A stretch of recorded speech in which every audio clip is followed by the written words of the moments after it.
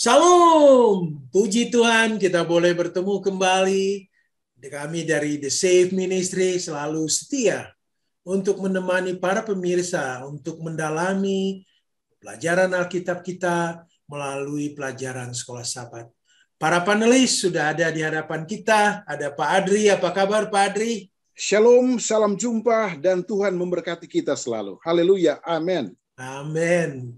Ada Bapak Fajar juga, apa kabar Pak Fajar? Puji Tuhan, diberkati semua orang. Amin. Amin. Tentu yang tak asing lagi ada Pak Tobing. Apa kabar Pak Tobing? Shalom, kabar baik, puji Tuhan, kebaikannya kepada kita semua. Demikian juga pemirsa yang diberkati Tuhan dimanapun berada.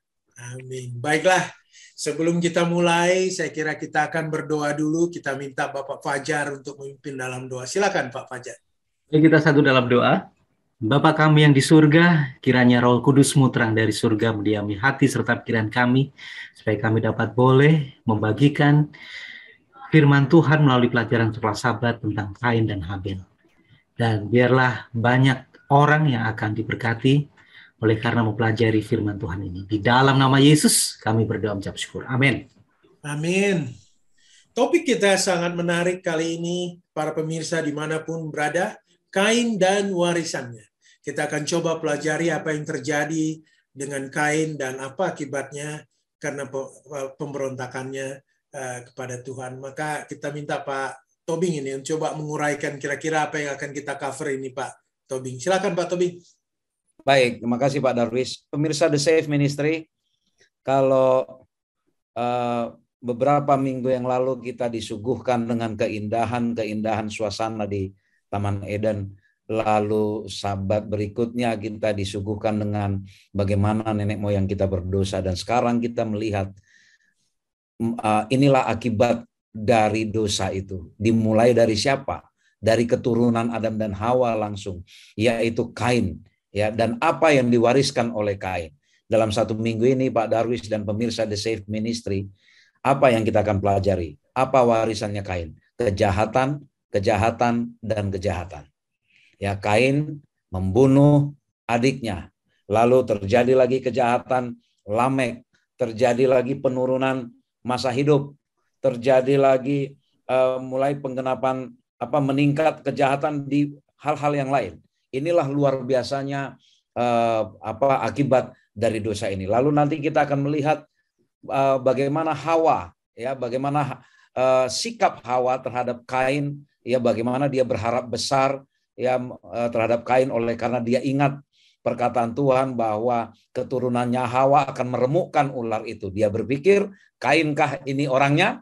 Lalu nanti kita akan melihat secara detail seperti apa peristiwa antara Kain dan Habil, dan terutama pelajaran apa yang sedang orang berdua ini sampaikan terkait dengan masalah persembahan, atau kita kaitkan juga terkait dengan masalah ibadah. Itu sangat penting sekali, dan ujung-ujungnya adalah Pak Darwis adalah menyangkut masalah penurutan. Nah, itu nanti kita akan bahas ya selama satu minggu ini. Para panelis akan menjelaskan secara detail, dan juga kita akan melihat apa aplikasi yang bisa kita ambil untuk pelajaran hidup kita. Namun ayat hafalan ini sangat baik bagi kita pegang. Saya bacakan Kejadian 4 ayat 7. Apakah kamu tidak akan berseri jika engkau berbuat baik? Tetapi jika engkau tidak berbuat baik, dosa sudah mengintip di depan pintu. Ia sangat engkau, tetapi engkau harus berkuasa atasnya. Ini adalah satu amaran Allah langsung kepada Kain. Ya, langsung kepada Kain. Dan kita lihat nanti seperti apa kisah detailnya dan pelajaran yang akan kita dapat. Demikian Pak Darwis. Ya, baik Pak Tobing. Saya ke Pak Adri Kaunang ini. Pak Adri, Kain dan Habel. Gimana ini kakak beradik ini? Silakan Pak. Oke, shalom sahabat-sahabat pemirsa dimanapun saudara berada. Kalau kita belajar tentang buku Kejadian, kita akan melihat dulu sosok Allah itu, ya. Allah itu adalah memiliki beberapa karakter yang luar biasa yang tidak bisa dipahami oleh manusia berdosa, ya. Dalam Ulangan 29 ayat 29. Namun ada bahasa-bahasa positif yang mungkin bisa menjadi satu pemahaman yang sederhana dari para pemirsa bahwa Allah itu adalah Allah transenden, ya.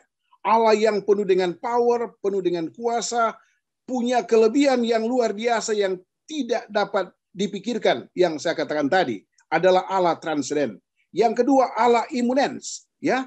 Allah memiliki solusi yang luar biasa dalam buku Kejadian 3:15 bahwa ada satu waktu Allah memberikan jalan keluar bagi manusia yang sudah jatuh dalam dosa. Ada recovery yang bisa Allah lakukan dan disebut immanens, ya, melalui rekonsiliasi Yesus, Allah dan Roh Kudus. Kalau kita membahas, mengupas dalam buku Kejadian 4 ayat 1 dan 2. Rekomendasi dari ibu Kain dan Habel bahwa ini adalah kelahiran yang bisa membuat resolusi keselamatan bagi mereka yang sudah jatuh di dalam dosa. Rekomendasi dari pena inspirasi, sahabat-sahabat, ada satu poin penting, ya. Alfa dan Omega jilid 5 halaman 28 dikatakan, kedatangan juru selamat telah dinubuatkan di Eden, ya. Ketika Adam dan Hawa pertama kali mendengar janji itu, mereka sangat mengharapkan kegenapan yang segera. Mereka menyambut anak sulung mereka dengan segala sukacita. Artinya, kata sukacita ini adalah kuasa imunen, kuasa transenden, kuasa Allah yang sanggup memberikan sesuatu opini jalan keluar, bagaimana mereka bisa berbalik lagi kepada kehidupan Eden yang penuh dengan prosperity, kenyamanan hidup, ya. Mengharapkan bahwa mungkin dia adalah pelepas hidup. Ini merupakan satu cerita yang sangat mempengaruhi cara pandang kita sebagai pendengar yang sebenarkan tentang buku Kejadian 4 ayat 1 dan 2, karena arti dari Kain itu adalah mengandung makna. Yang pertama adalah memperoleh. Artinya memperoleh warisan yang menurut Adam dan Hawa, khususnya Hawa, adalah penolong yang luar biasa. Menunjukkan perolehan, kepemilikan atas sesuatu yang berharga dan berkuasa. Allah telah menunjukkan kepada keluarga ini bahwa kejaduan mereka adalah satu bagian dan akan memperoleh jalan keluar. Namun di balik itu, kalau kita lihat tentang kata Habel, uap, dalam buku Mazmur 62 ayat 9, napas, menunjukkan sifat-sifat yang sulit dipahami, kosong, kurang substansi. Dan benar, memang kita akan lihat untuk pelajaran yang berikut, bagaimana perbandingan antara kedua kakak beradik ini, antara visi dan misi Hawa, dan intinya di dalam pelajaran yang sementara kita bahas ini, bahwa ada satu yang diinginkan oleh keluarga yang sudah jatuh dalam dosa ini, bahwa pengharapan itu harus datang dari Allah, dan Allah menurut mereka akan memberikan jalan keluar seperti yang diceritakan di dalam buku Kejadian 4 ayat 1 dan 2. Ada penolong, ada jalan keluar, ada solusi. Bagaimana dengan para pemirsa? Kita bersyukur bahwa ada imunen, ada Yesus Kristus yang menjadi satu patokan kehidupan kekal, adalah kasih karunia bagi saya dan saudara. Dan itulah yang menjadi dasar pemikiran kita sebagai umat manusia saat ini untuk melihat kepada sosok Yesus yang diharapkan sama seperti Hawa mengharapkannya itu akan menjadi bagian saya dan saudara.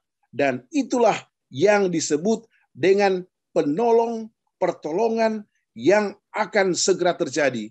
Dan akan lebih menarik lagi, kita akan pelajari beberapa konklusi sehubungan dengan kait-mengkait antara keluarga Adam dan Hawa, antara Kain, apa yang dia respon kepada Allah, dan apa yang terjadi dengan adiknya.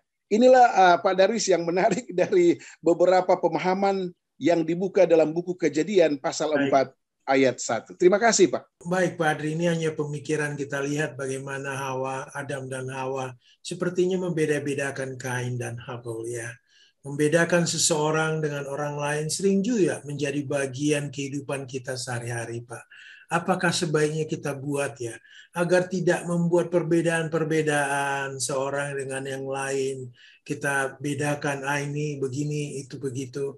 Apa yang kita lakukan, Pak, supaya jangan ada terjadi perbedaan-perbedaan? Silakan, Pak. Jadi Pak Darwis, kalau kita pelajari, kita rombak mindset dari suami istri ini, memang mereka tidak tenang. Karena sudah jatuh dalam dosa. Berbeda pada saat mereka berada di situasi paradise, situasi Eden yang memang penuh kesucian. Dan ini kan mereka berpindah kepada zona di mana mereka tidak lagi dituntun oleh kuasa Roh Kudus kalau saat ini ya, dituntun oleh Allah, sehingga cara memandang sesuatu itu berbeda. Dan ketergesaan inilah yang kita sebut dengan membeda-bedakan ya.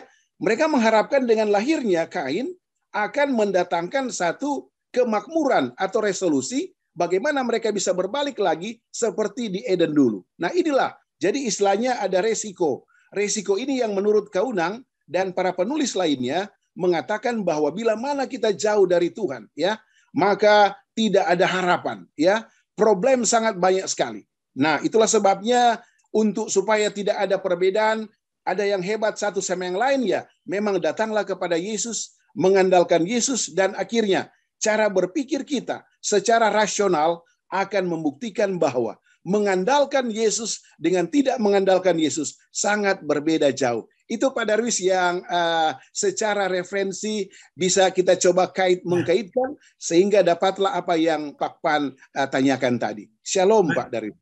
Baik Pak Adri. Saya kembali ke Pak Fajar ini. Pak Fajar, ada dua persembahan ini, Kain dan Habel. Tolong silakan uraikan Pak. Ya, terima kasih. Dua persembahan yang sangat berbeda. Yang satu disampaikan oleh Kain dan yang satu disampaikan oleh Habel. Dan di mana letak perbedaannya itu ya? Yang jelas dari profesi yang mereka jalani, Kain adalah seorang petani, seorang pekerja keras. Dia harus menanam benih, kemudian bertumbuh dan menghasilkan satu buah yang terbaik. Sedangkan Habel dia adalah seorang pengembala, di mana dia membutuhkan satu sifat membutuhkan satu sifat kepekaan dan memelihara satu domba-domba ya, domba-domba, kambing dan lain sebagainya. Ini menjadi satu perbedaan. Kemudian dari sisi objek yang dipersembahkan adalah bahwa Kain dia mempersembahkan dari buah-buah yang dihasilkan yang terbaik. Sementara kalau kita baca di dalam pelajaran ini, selain daripada Habel itu mempersembahkan domba, di situ juga ada buah-buah yang terbaik juga atau tumbuh-tumbuhan yang dipersembahkan kepada Tuhan.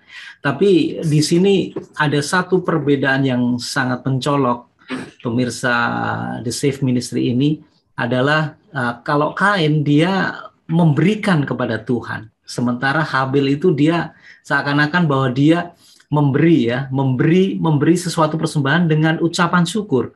Kalau Kain itu ibaratnya bahwa dia mempersembahkan ada satu hubungan dari bawah ke atas, sementara Habel itu dia mengharapkan mengucap syukur bahwa ada satu pemberian daripada Tuhan ke bawah, dan Habel itu mengucap syukur atas semuanya yang diberikan oleh Tuhan. Kemudian di sisi lain, Kain itu dia lebih cenderung melakukan sesuatu untuk mengharapkan satu berkat. Apa yang dia lakukan yang terbaik, dia lakukan dengan kerja keras. Sementara Habel dia mengucap syukur atas berkat-berkat yang luar biasa kepada Tuhan. Inilah perbedaannya nih Pak Darwis ya. Jadi dua bersaudara ini sangat berbeda sekali, di mana yang satu berpusat kepada diri sendiri, kemudian Habel dia berpusat kepada ucapan syukur bahwa Tuhan yang ada di surga itu memberikan satu rezeki, dan ada satu pengharapan penebusan bagi orang yang sudah melakukan dosa. Nah, pertanyaan yang paling menggelitik adalah apakah Kain tidak tahu dia harus mempersembahkan mempersembahkan korban bakaran gitu ya? Apakah dia tidak tahu? Dia tahu. Semasa kecil, dari kecil, ayahnya berarti Adam dan Hawa selalu mempersembahkan korban bakaran di depan Taman Eden.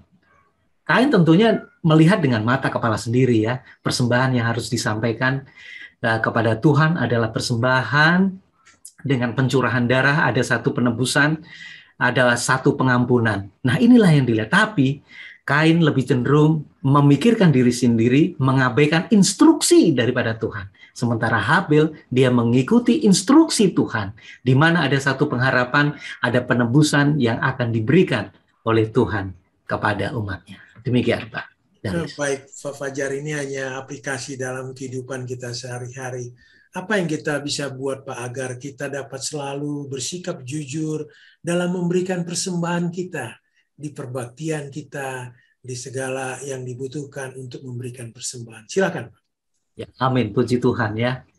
Memang perbedaannya adalah dari sisi mental ya. Dari sisi mental, kemudian karakter gitu ya. Dan karakter yang bisa ditumbuh kembangkan.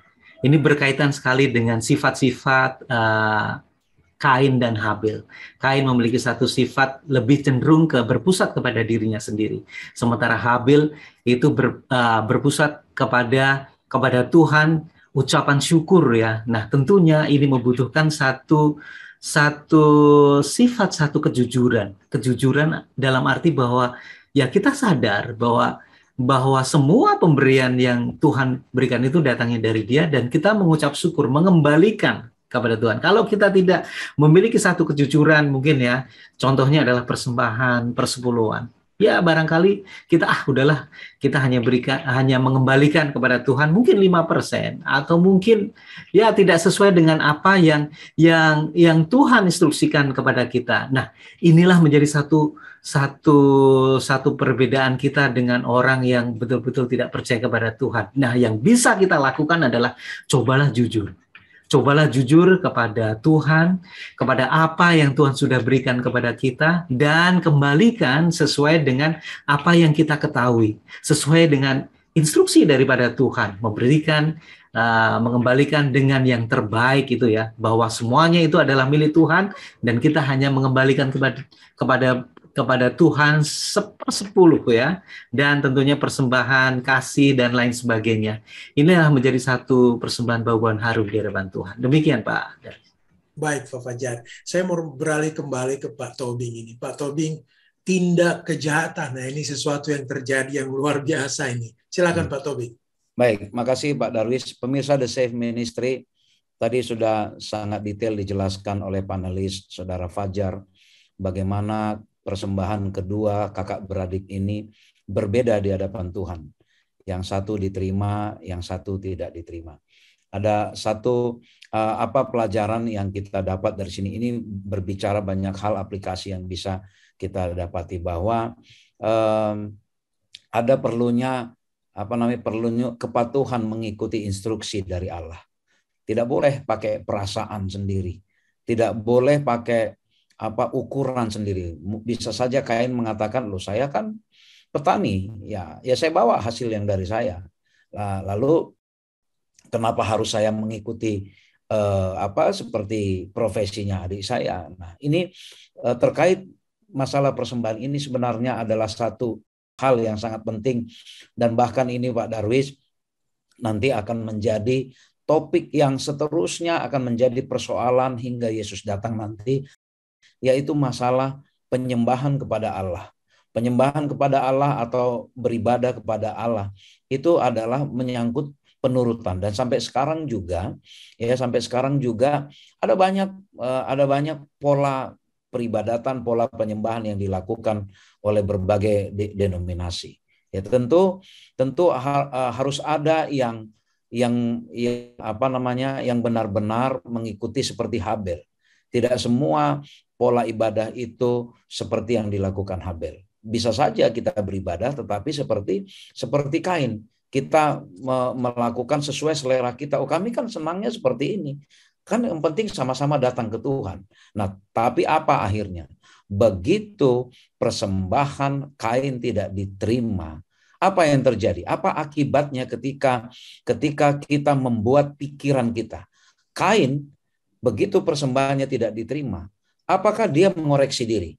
Kalau orang tuanya, mereka mengakui mereka bersalah, tapi perbedaannya mereka saling menyalahkan. Perempuan yang kau tempatkan, ular yang kau tempatkan. Kalau sekarang Kain berbeda lagi Pak Darwis. Dia marah kepada Tuhan dan dia marah kepada Habel. Lihat, satu pelajaran? Orang yang tidak menurut cenderung merasa diperlakukan tidak adil dan malah mempersalahkan orang yang atau pihak yang menyatakan bahwa dia sudah salah. Ini satu pelajaran pertama yang perlu kita ambil. Jadi hati-hati ketika kita bicara masalah penyembahan kepada Allah, itu bukan sesuatu yang sesederhana sesuai dengan selera kita. Lalu yang berikut adalah mengapa dia marah? Ada kata cemburu. Ya, ada kata cemburu. Ingat, cemburu ini adalah salah satu sifat yang diwakilkan oleh Lucifer. Lucifer dulu cemburu kepada Yesus. Kenapa dia dilibatkan dalam penciptaan, kok saya tidak? Nah, ingat, kejahatan yang sama polanya akan berulang, ya. Lalu sama seperti Allah bertanya kepada orang tuanya, "Di manakah engkau, Adam?" Pertanyaan yang sama ditanyakan kepada Kain lagi. Bukan karena Allah tidak tahu, tapi Allah mengingatkan. Sebenarnya ekspektasi atau harapan Allah, Kain harusnya dilembutkan hatinya ketika Allah bertanya. Tetapi saudara-saudara pemirsa The Safe Ministry, inilah bahayanya kalau kita bertindak sesuai dengan selera kita. Ketika Allah bertanya, mengingatkan kita, malah dia balik menyalahkan Allah. Dia marah. Dan apa rencana selanjutnya? Gara-gara Habel ini nih. Gara-gara Habel ini, maka dia bunuh Habel. Ya, maka dia bunuh. Inilah peristiwa pembunuhan pertama terjadi di muka bumi ini akibat dari dosa ini. Tapi apa harapan yang baik, Pak Darwis, yang kita dapatkan? Dalam kejahatan Kain seperti itu pun, Allah tetap menginginkan pertobatan Kain. Allah bertanya sesuai dengan di ayat hafalan kita. Allah menasihatkan, ya. Kalau dalam pelajaran kita ini, Allah mendesak supaya Kain berbuat baik. Dikatakan di dalam ayat yang ke-7, apakah mukamu tidak akan berseri jika engkau berbuat baik? Ini kan Allah sedang menegur Kain. Bukannya lebih baik kalau kamu berbuat baik, Kain? Wajahmu akan berseri daripada menyimpan kemarahan seperti ini karena kamu cemburu. Lalu kenapa Allah katakan begitu? Karena dikatakan, tetapi jika engkau tidak berbuat baik. Saudara pemirsa The Safe Ministry, kalau kita tidak berbuat baik, apa bahayanya? Langsung dikatakan, ya, dosa sudah mengintip di depan pintu. Ia sangat menggoda engkau, tetapi engkau harus berkuasa atasnya. Ini pelajaran yang sangat mahal bagi kita. Kalau kita tidak mau diajar oleh Allah, tidak mau dinasehati, tidak mau mengikuti instruksi, apa yang terjadi? Semua orang di sekitar kita ini kita persalahkan, dan bahkan Allah pun kita persalahkan. Mari kita kembali, saudara pemirsa The Safe Ministry, kita evaluasi tata cara penyembahan kita kepada Allah. Apakah kita sudah datang dengan cara Habel atau cara Kain? Dan mari kita sebarkan kepada semua orang di muka bumi ini. Apakah saudara-saudara kita yang lain juga sudah melakukan penyembahan sesuai dengan cara Habel atau cara Kain? Tidak boleh mengatakan, oh yang penting hati saya datang ke Tuhan. Bagaimana cara saya kan terserah saya. Tidak boleh seperti itu. Itu pelajaran yang dalam yang diajarkan kepada kita, Pak Darwis dan pemirsa The Safe Ministry, di pelajaran hari Selasa ini. Baik, Pak Tobing, ini hanya pemikiran dalam kehidupan kita sehari-hari. Apa yang kita bisa buat agar ini masalah pengandalian diri, Pak Tobing. Kita bisa meningkat ya dari hari ke hari, menghadapi godaan dosa yang begitu banyak. Kadang-kadang kita lost control, kita nggak bisa kontrol diri kita sendiri. Apa yang harus kita buat, Pak, supaya ada perbaikan dalam pengendalian diri? Silakan. Belajar dari Kain dan Habel, ya, bagaimana Kain yang dia menggunakan pikirannya, oh saya kan seorang petani, ya kan, saya seorang petani, ya saya bawa ini saya. Lalu belajar dari Habel, ya Habel sendiri dia berserah, dia ikuti instruksi Tuhan bilang seperti itu, ya sudah ikutinlah, ya sudah ikutin saja. Kalau Kain, kenapa harus artinya apa? Pengendalian diri kita itu akan mulai hilang ketika kita sudah mulai sering mempertanyakan otoritas Tuhan. Kalau kita sudah mulai sering mempertanyakan otoritas Tuhan, mulai Pak Darwis, ya maka kita mulai akan kehilangan pengendalian diri. Karena apa? Bukankah Lucifer juga mempertanyakan otoritas Tuhan sehingga dia gagal, Pak Darwis? Kan itu kan? Kenapa? Dia bertanya, dia lupa. otoritas dia sebagai penghulu malaikat saja. Dia lupa, dia pikir dia setingkat dengan Allah. Samalah seperti Kain. Ya, dia mempertanyakan otoritas Tuhan. Dan jadi pemirsa The Safe Ministry, enggak usah banyak-banyak pertanyaan kalau menghadapi instruksi Tuhan. Ya, belajar kita mengikuti instruksi Tuhan. Ya, enggak usah banyak pertanyaan. Lalu sama seperti di gereja juga Pak Darwis. Enggak usah terlalu banyak komentar, kritik-kritik kepada pemimpin-pemimpin. Kalau memang baik, ya kalau memang baik ikutin saja. Enggak usah terlalu banyak mempertanyakan otoritas para pemimpin, sehingga kita mulai hilang pengendalian diri. Mau semua kita urusin akhirnya. Itulah kira-kira Pak Darwis, ya pelajaran yang kita ambil sehubungan dengan pertanyaan ini dan kaitannya dengan peristiwa Kain dan Habil. Baik Pak Tobing, saya beralih ke Pak Adri Kaunang kembali. Pak Adri, hukuman Kain, apa yang dikenakan hukuman bagi Kain akibat kemarahannya dalam membunuh Habel adiknya? Silakan Pak. Oke, shalom para pemirsa, sangat menarik di sini. Poin pertama yang saya akan uraikan adalah Allah melakukan pendekatan konstruktif. Oke, Allah selalu melakukan pendekatan-pendekatan yang ingin membangun dan memberikan resolusi. Dibuktikan di dalam Kejadian 4 ayat 10. Kata tahu, kata mengerti, saya sudah mendahului cara berpikir dari kamu, ya, dalam bahasa Indonesia. Tetapi pendekatan-pendekatan proaktif dari Allah, nah ini disalahgunakan oleh faktor keturunan. Kalau kita lihat beberapa pelajaran sebelumnya, sebelum kita masuk kepada Kejadian 4 ayat 9 sampai 16, itu ada bahasa keturunan, ya. Kalau kita lihat cara menjawab Adam terhadap Allah, bahwa perempuan itulah yang membuat sins atau penyalahgunaan tanggung jawab, oke? Saling menyalahkan. Nah, timbul lagi reaksi yang sama dari keturunan Adam dan Hawa ini yang kita sebut dengan Kain, ya. Kalau kita pelajari pada saat Allah menanyakan pertanyaan yang membangun bagi Kain ini, maka dia menyangkal, ya. Ini adalah respons, ya, yang reaktif menurut Kaunang, ya. Sahabat-sahabat pemirsa dimanapun saudara berada. Dan sebenarnya Allah sudah mengcover, ya. Walaupun di dalam ayat 11 Allah mengatakan terkutuklah engkau, ya. Berarti bahasanya diusir, akan diberikan satu tempat yang kurang nyaman, kehidupan masa depannya akan bermasalah. Tetapi kalau kita pelajari dalam ayat 15, Allah selalu memberikan perlindungan, ya. Jaminan bagi Allah terhadap Kain. Siapa yang akan mencoba, ya, melakukan sesuatu yang negatif pada Anda, pada engkau Kain, akan kubalaskan 7 kali. Dan itu akan masuk kepada 70 kali 7. Nanti kita belajar dalam perjanjian baru. Saudara dan saudari, poin yang kedua dikatakan di sini. Marilah sahabat-sahabat pemirsa yang sementara menonton acara yang kudus ini.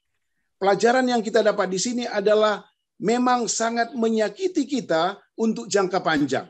Tetapi marilah kita sudah mulai merespons, ya, kalimat-kalimat konstruktif dari Allah melalui firman yang luar biasa ini. Khususnya dalam buku Kejadian 4 ini akan membangun mindset, tabiat kita untuk jujur saja pada Allah. Bahwa kita ada masalah finansial, keuangan, kita ada masalah dosa, kita ada masalah hubungan, kita ada masalah organisasi. Sebutkan saja kepada Tuhan, maka tidak akan terlena dengan apa yang saya katakan risk management, ya, resiko di kemudian hari. Sangat berat ini, sangat berat. Kalau terjadi bagi saya dan saudara sebagai pemirsa, sangat berat. Resiko yang tidak bisa kita tanggung.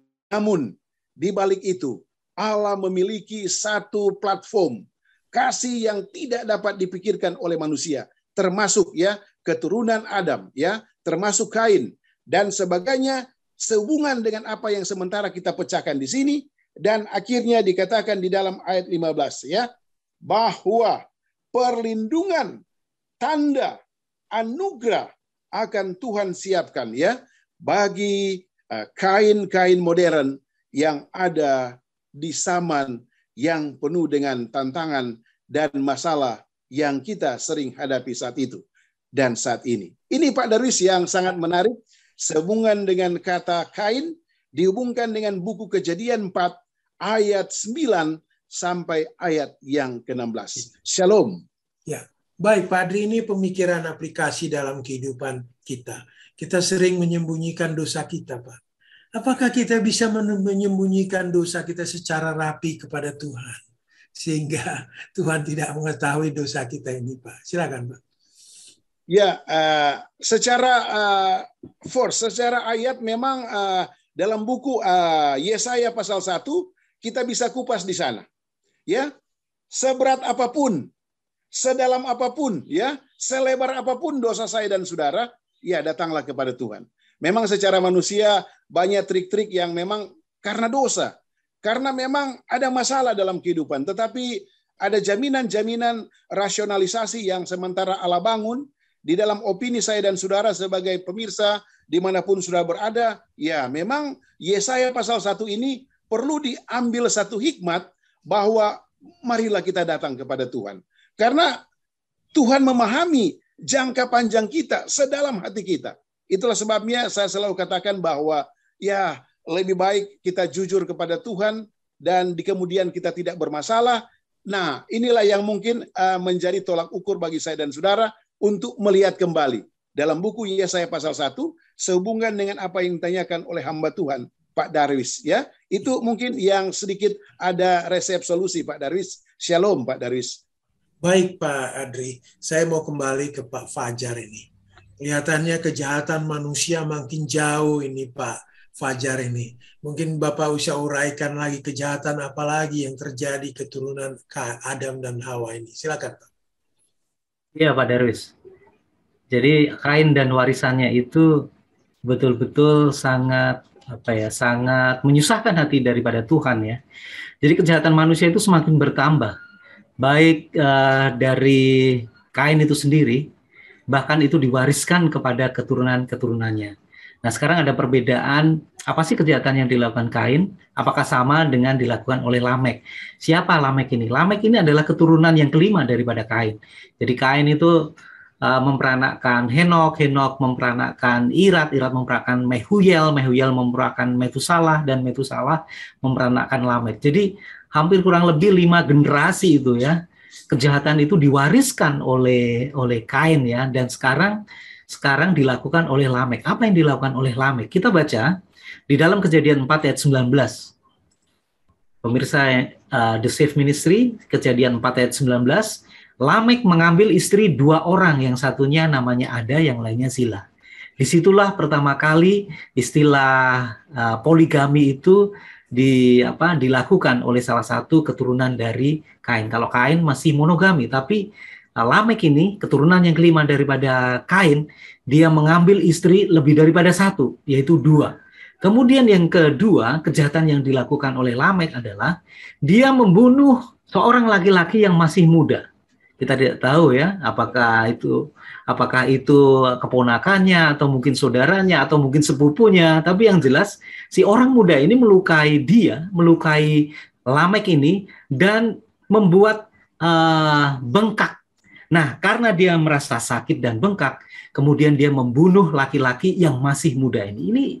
Ini satu kejahatan yang sangat luar biasa. Dan yang paling mengherankan, dia bilang kepada istrinya, berkatalah Lamek kepada kedua istrinya itu. Ayat yang ke-23. Kita coba cermati. Ada dan Zila, dengarkanlah suaraku. Ini istri-istri daripada Lamek. Hai istri-istri Lamek, pasanglah telingamu kepada perkataan ini. Aku telah membunuh seorang laki-laki karena ia melukai aku.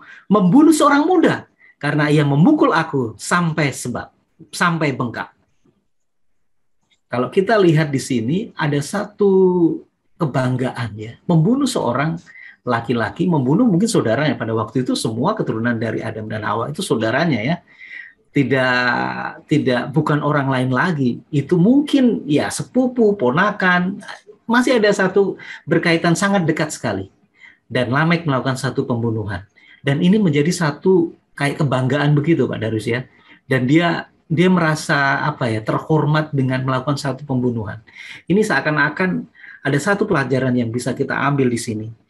Artinya bahwa dia membenarkan tindakan sebuah kejahatan yang dilakukan dan merasa bangga dengan apa yang dilakukan, dengan kejahatan yang dilakukan ini. Dan dia bangga-banggakan kepada kedua istrinya ini. supaya dia itu dipuji dan dipuji, disanjung, menjadi satu sombong. Kalau saya lihat, ini merupakan satu sakit jiwa kalau kita lihat ya, si Lamek ini. Tapi di sisi lain ya, pemirsa The Safe Ministry, Tuhan memiliki satu keturunan yang lain. Dari siapa? Dari Set. Adam dan Hawa melahirkan anak pengganti daripada Habel, yaitu Set. Dari keturunan Set ini muncullah satu pengharapan yang dinamakan adalah anak-anak Allah. Dan keturunan daripada Set ini nantinya yang akan menurunkan seorang Mesias menjadi satu juru selamat. Ada satu pengharapan. Jadi garis keturunan Kain dinamakan adalah anak-anak perempuan manusia, tapi garis keturunan daripada Set dinamakan anak-anak Allah. Tetapi rupanya ada satu kawin campur yang dilakukan oleh anak-anak Allah terhadap anak-anak manusia. Karena apa? Mereka melihat anak-anak manusia itu sangat cantik-cantik, sehingga anak-anak Allah ini mengambil perempuan dari keturunan anak-anak perempuan manusia itu. Wah, ini sangat disayangkan sekali ya. Sehingga satu tindakan kejahatan warisan daripada Kain itu sudah merasuki daripada keturunan anak-anak Allah. Demikian Pak Garis. Ya, ini hanya pemikiran aja Pak Fajar ya. Dosa begitu merasuk kehidupan kita ini, apa Pak yang dapat kita lakukan agar kita jangan sampai terperosok ke dalam lebih jauh lagi ke dalam kubangan dosa. Silakan Pak. Baik, terima kasih. Bagaimana supaya kita jangan terkontaminasi ya, terperosok dengan dosa yang sama. Tentunya kita hidup oleh karena firman Tuhan. Karena firman Tuhan itu yang kita cerna, kemudian kita taat mengikuti instruksi apa yang diperintahkan oleh Tuhan. Saya yakin pasti kita akan ada di rel yang benar. Sepanjang kita mentaati apa yang Tuhan firmankan kepada kita, kita tidak akan jatuh dalam dosa. Bahkan mungkin kita sudah bisa melihat di sekeliling kita, banyak hal-hal kejahatan-kejahatan yang dilakukan di sekeliling kita itu sangat bertentangan sekali dengan firman Tuhan. Bagaimana sikap kita? Apakah kita mau tetap berdiri menjadi keturunan anak-anak Allah, atau bahkan mungkin kalau kita jatuh dalam dosa, kita akan menjadi keturunan daripada anak-anak manusia. Nah, itu menjadi pilihan bagi kita. Yang bisa kita lakukan, tetaplah dekat dengan Tuhan, kita hidup oleh karena firman Tuhan, itu yang akan menjaga kita dari kejatuhan di lubang yang sama. Demikian Pak Daris. Terima kasih Pak Fajar. Demikian para pemirsa The Safe Ministry, tidak terasa kita akan akhiri diskusi kita kali ini. Kita akan minta Pak Tobing untuk memberikan kata kesimpulan penutup dari diskusi kita ini. Silakan Pak Tobing. Pemirsa The Safe Ministry yang diberkati Tuhan dimanapun kita berada, minggu ini kita diingatkan kembali betapa bahayanya dosa itu. Dosa yang dilakukan oleh nenek moyang pertama berlanjut menghasilkan kejahatan yang dilakukan oleh anaknya yang pertama langsung. Dan bahkan terus kepada cucunya Lamek juga melakukan kejahatan yang sama. Kain adalah lambang kejahatan ya kepada orang-orang yang suka mempertanyakan atau otoritas Allah, yang suka membuat tata cara sendiri, yang menggunakan pikirannya sendiri. Ini memberikan pelajaran mahal bagi kita bahwa menyembah kepada Allah itu datanglah dengan rendah hati, ikuti dengan patuh seperti yang Tuhan ajarkan. Allah sedang mengajarkan kepada Kain dan Habil pada saat itu bahayanya dosa, dan dosa itu hanya bisa ditebus melalui sebuah pertumpahan darah. Tapi Kain membuat prosedur sendiri. Dan akhirnya apa? Ketika persembahannya tidak diterima, malah dia muncul rasa cemburu dan marah kepada Tuhan dan kepada adiknya sendiri. Pemirsa The Safe Ministry, sekali kita membuat jalan pikiran kita sendiri, maka setan pun akan membimbing kita kepada kejahatan selanjutnya dan bahkan menyerang Allah sendiri. Hati-hati, ini satu pelajaran yang mahal. Apakah kita sudah menyembah sesuai dengan cara yang Tuhan minta kepada kita? Itu satu pertanyaan. Tapi satu kabar baik, walaupun kejahatan muncul ya dilakukan oleh keturunan Adam, ada juga yang bergaul dengan Allah. Henokh hidup bergaul dengan Allah. Henokh juga adalah melambangkan kita atau siapa saja kita yang mau diatur oleh Allah, yang mau hidup bergaul dengan Allah, dan Henokh langsung dibawa oleh Allah. Saudara pemirsa The Save Ministry dimanapun kita berada, mari kita jauhi kejahatan. Mari kita ikuti nasihat Allah. Mari kita coba resapi seperti yang di dalam ayat hafalan ini. Seandainya kita berbuat baik, muka kita berseri. Tetapi kalau kita tidak berbuat baik, dosa mengintip. Dosa mengintip. Ya, dosa mengintip. Hati-hati sekali. Jangan pernah anggap sepele dengan dosa. Mari kita ikuti apa yang Tuhan sudah lakukan. Dan hanya di dalam penyerahan kepada Allah lah kita bisa memberikan persembahan terbaik kepada Allah. Bukan dengan jalan pikiran kita sendiri. Kiranya Tuhan memberkati kita. Amin. Terima kasih Pak Tobing, terima kasih Pak Fajar, terima kasih Pak Adri Kaunang. Luar biasa diskusi kita kali ini. Kita berharap pemirsa The Save Ministry mendapatkan inspirasi baru sehingga kita lebih dekat lagi kepada Tuhan, menunggu kedatangan yang kedua kali. Baiklah, kita akan tutup diskusi ini dengan berdoa. Kita minta Pak Adri Kaunang memimpin kita dalam doa. Baiklah, kita satu di dalam doa. Ya Allah Bapa kami yang ada di dalam kerajaan sorga, Allah penuh kasih dan kasih karunia untuk menyelamatkan umat-umat yang mau bertobat dan mau datang kepada Tuhan. Bapa, terima kasih masalah-masalah yang berat yang kami sudah kupas. Beberapa cerita dalam buku Kejadian pasal 4 menggambarkan bahwa begitu dalamnya dosa yang dilakukan oleh manusia yang berpikir dan mengandalkan kemanusiaannya, sehingga tidak ada jalan keluar dan resolusi.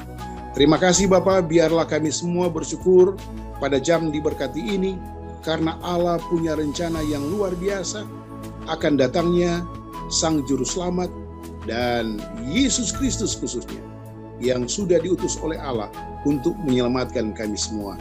Terima kasih Bapa, terpujilah namamu, dan sekali lagi kami mendoakan para pemirsa dimanapun mereka berada untuk datang mempelajari firman Allah, khususnya dalam buku Kejadian dan selanjutnya. Dalam nama Yesus Kristus kami sudah berdoa. Haleluya. Amin. Amin. Sekali lagi, terima kasih para panelis, tentu terima kasih juga para pemirsa The Save Ministry. Kami berharap boleh kiranya rekaman ini dikirimkan, dibagikan kepada siapa saja, sehingga banyak yang mendengarkan firman Tuhan dan boleh mencapai siapa saja. Dan tentunya terima kasih juga kepada produser kami, Bapak Simon Gumanti. Kiranya Tuhan menolong kita. Salam. Shalom, Tuhan memberkati.